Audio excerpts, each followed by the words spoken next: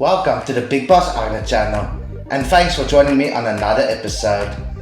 This episode will be the first of a series of episodes which will focus on my fairy tale rewatch. Each video will focus on either one or more episodes. This video will focus on the first episode of Fairy Tale. I have rewatched the show on numerous occasions, and it's always been a blast. However, this was the first time I made notes while watching the show, and I must say, this makes for a total different experience, as you now have the opportunity to focus on small details you otherwise might have forgotten over the course of time. So sit back and enjoy my review on Fairy Tale Episode 1.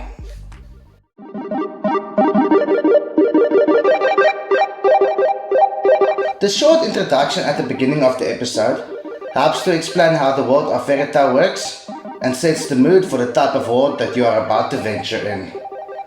All the opening themes are actual bangers, and the first one is no exception. You can see the passion and love for quality animation throughout all the opening themes. During the first few minutes, it quickly becomes apparent how much Lucy has grown from the start of the series to the end. The guild, and especially Natsu and Happy, have helped her flourish.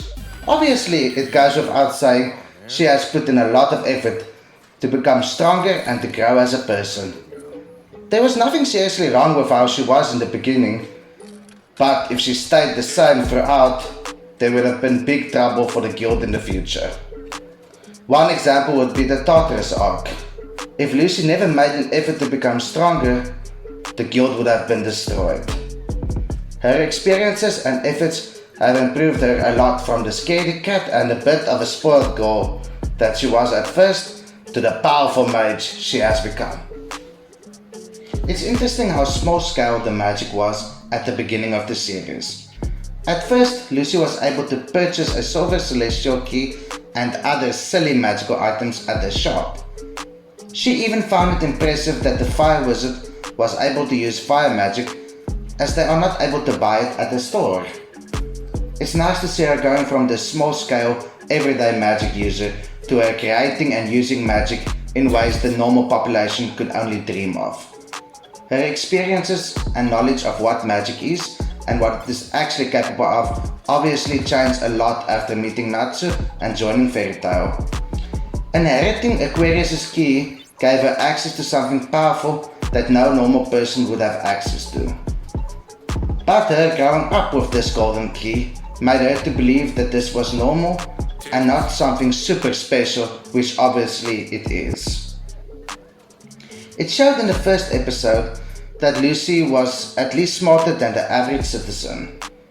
Because where the other people were mad at Natsu for interrupting the fake salamander wizard's interaction with them, Lucy quickly figured out on her own that the wizard was using magic to make the woman swoon over him. Lucy did one dumb thing in this episode, which she would never have done later on in the story. And that was that she was willing to overlook the fake salamander wizard's deviously bad deeds to get into the Fairy Tale Guild. A guild that would condone such evil behavior is not a place you should want to join. Luckily, the real Fairy Tale Guild is nothing like that. It was a great choice to have Lucy use Aquarius as her first celestial summon.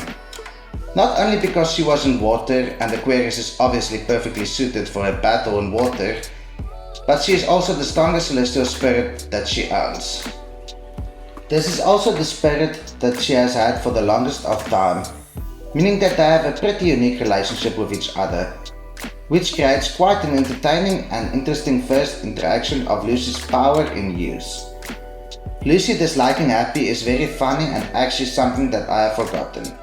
It's awesome to think about how much their relationship has evolved and changed throughout the course of the story. Natsu's introduction scene is a funny one that also shares some valuable information on his character. It shows Natsu's biggest weakness, which is motion sickness. Hey, I know you! This was a bad idea. You are so lame! The weakness helps to make his character more interesting and plays a big role in a lot of his fights. It also shows a bit of his personality, because he cannot ride on any vehicle without getting severely nauseous, which makes it hard to fight and focus. Interestingly enough, he is able to fly with the help of Happy without any issues, because he views Happy as a family member and not just a pet or vehicle. The motion sickness is also interesting because you would think someone with the power of a dragon would not have an issue with moving fast through the air or on land, as dragons tend to be fast and agile, especially when flying.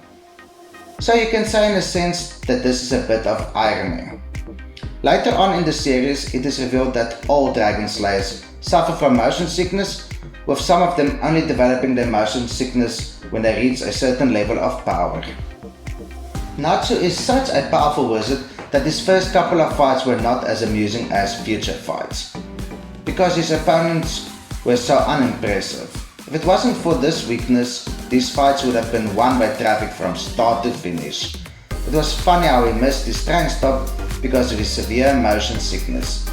Another interesting trait that Natsu has, which he also shares with a lot of the best characters in anime and manga, is that he eats an enormous amount of food.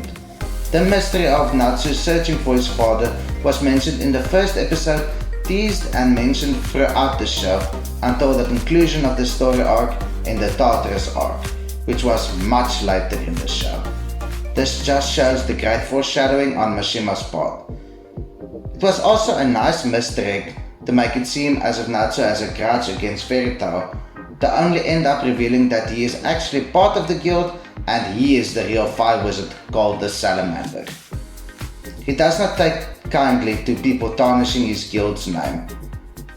Natsu's big fight in the episode was entertaining, not only because he had to struggle through his motion sickness, which made the fight last longer than it would otherwise, but it also made his power stand out more when he wasn't struggling with it anymore. Showing 3 of Natsu's signature moves and emitting fire magic was awesome. The dragon effect that they used while he launched his attacks was so entertaining and made the already awesome attacks even more impressive. Happy didn't do too much in the first episode, but they did manage to show why he is an interesting character and what type of uses he can have in the future of the story. Even though he isn't really strong, he can assist others in fights. He also has great character development throughout the story. Mashima did a great job of introducing these 3 main characters. He even gave Happy a nice flying scene to show how agile and fast he is while flying. It was smart to introduce Urza, Grey, Wendy and Carla later in the series, as it gave these 3 characters a good amount of screen time in the first episode to showcase why a show built around them would be a fun, unique and an enjoyable story to watch. What did you think of Fairy Tail's first episode? If you have not seen it yet, I will leave a link to the episode on Crunchyroll's YouTube page in the description. I look forward to reading and interacting with everyone in the comments down below. Please do me the favor of liking my video, commenting and subscribing if you have not. This is Big Boss Arne, saying have a nice day till we speak again. Cheers.